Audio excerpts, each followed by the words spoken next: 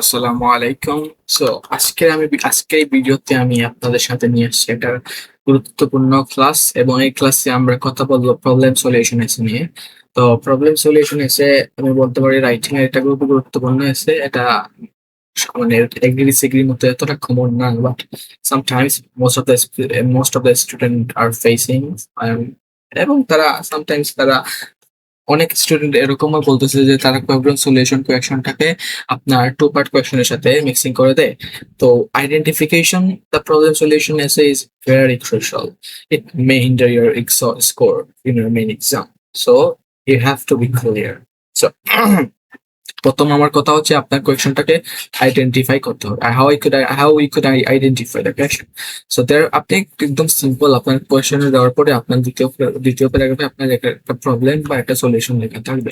তো লাগবে যে আপনাকে বলতে পারে what are the problem and what can be done and what are the issues, এরকম করে আপনাকে মেইন পরীক্ষা বা এই কোয়েকশনে বলতে পারে।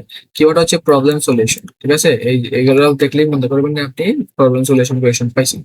তো আমি কিছু টিপস এই জায়গায় আমি আপনার সাথে শেয়ার করতে চাই। তো টিপস নাম্বার 1, প্রবলেম সলিউশন এসেগুলোর সর্বাধিক সাধারণ ভুলটি হলো আপনার আইডিয়াগুলোকে বিস্তারিতভাবে বর্ণনা করার পরিবর্তে কেবল প্রচুর সমস্যার সমাধান তালিকাভুক্ত করা। তো ভাইয়া আমি একটা কথা বলি, আপনি প্রবলেম রাইটিং এসের ক্ষেত্রে, যে কোনো এসের ক্ষেত্রে আপনি যদি আপনার কাছে 1000টা আইডিয়া থাকে, আপনি কি 1000টা দিয়ে আসবেন? না। আপনি অবশ্যই এক নির্দিষ্ট আইডিয়ার ক্ষেত্রে নির্দিষ্ট থাকতে হবে, আপনাকে কম আইডিয়া দিতে হবে। যেমন আপনি একটা আইডিয়াকে লিখে আসতে পারেন, এটাকে সুন্দর করে এক্সপ্লেন করতে পারেন এবং এটাকে সুন্দর করে উপস্থাপন করতে পারেন, এর উপর একটা উদাহরণ দিতে পারেন।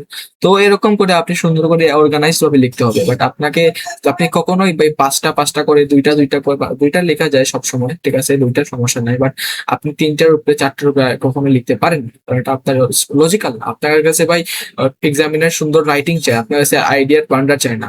তো একটা গেলো একটা গেল, এখন বুঝতে পারছেন। অথবা সেকেন্ডটা হচ্ছে আরেকটি সাধারণ ভুল হলো এমন সব সমস্যা ও সমাধান সম্পর্কে লেখা যা প্রশ্নের সাথে সরাসরি যুক্ত নয়। ঠিক আছে, আপনাকে কোয়েশনে বললো গ্লোবাল ওয়ার্মিং নিয়ে কথা বলতে, আপনি আপনি উত্তরে লিখলেন ভাই কি নিয়ে, পলিউশন নিয়ে। এটা কি হইলো? জীবনও হইলো না। আপনাকে অবশ্যই you have to be strict when it comes to understanding the question.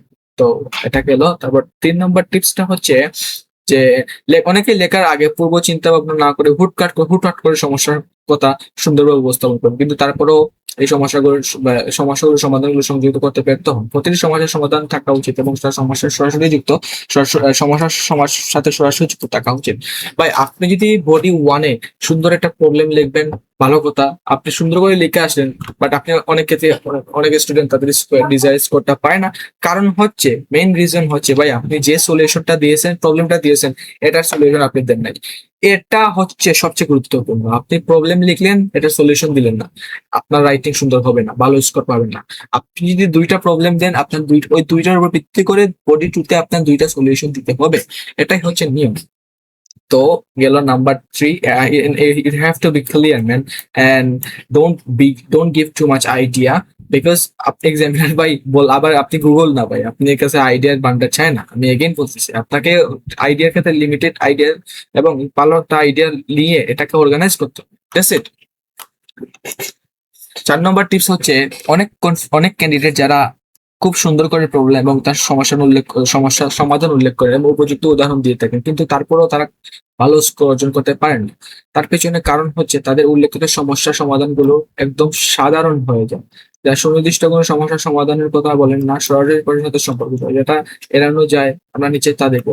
তো ঠিক আছে, আপনি ভাই এটা সুন্দর একটা স্ট্রাকচার ফলো করেন না, যা সব মাথায় আছে তা লিখে আসেন। অনেক কেন্দ্রে এরকম করেন প্রবলেম সলিউশনের ক্ষেত্রে, তারপরে এর ফলশ্রুতিতে আপনি ভালো রেজাল্ট করতে পারতেছেন না। কারণ কি ভাই, আপনি সুন্দর একটা স্ট্রাকচারাল ওয়ে কথাগুলো লিখতেছেন না।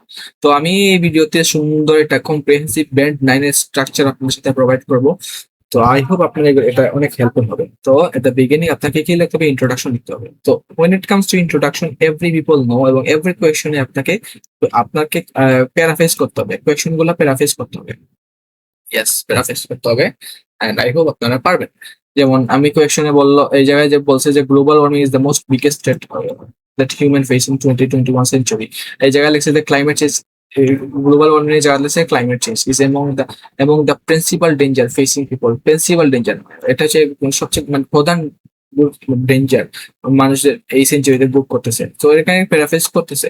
তো তারপরে কি প্যারাফ্রেজ করবেন আপনারা, প্যারাফ্রেজ করার পরে শেষ না। হ্যাঁ, প্রবলেম সলিউশনে আপনাকে একটা সুন্দর একটা আউটলাইন সেন্টেন্স দিতে হবে ভাই।